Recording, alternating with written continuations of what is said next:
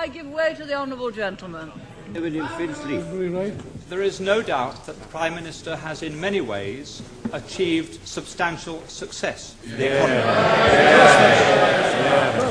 There is one statistic that I understand is not, however, challengeable, and that is that over her 11 years, the gap between the richest 10% and the poorest 10% in this country has widened substantially. That's right. How can she say at the end of her chapter of British politics that she can justify many people in a constituency such as mine being relatively much poorer off, much less well housed, and much less well provided than it was in 1979?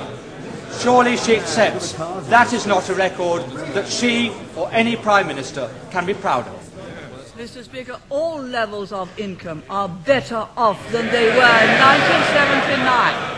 But what the honourable member is saying is that he would rather the poor were poorer, provided the rich were less rich. That way you will never create the wealth for better social services as we have.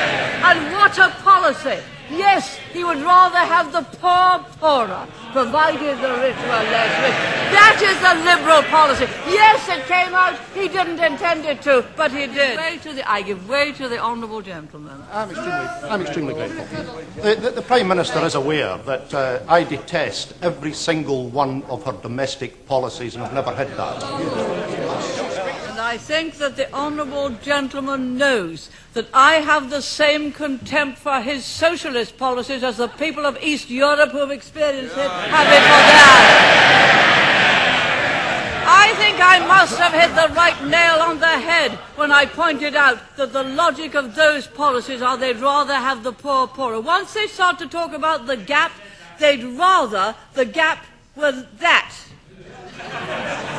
Down here. That. Not that. But that. So long as the gap is smaller, they'd rather have the poor poorer. You do not create wealth and opportunity that way. You do not create a property-owning democracy that way.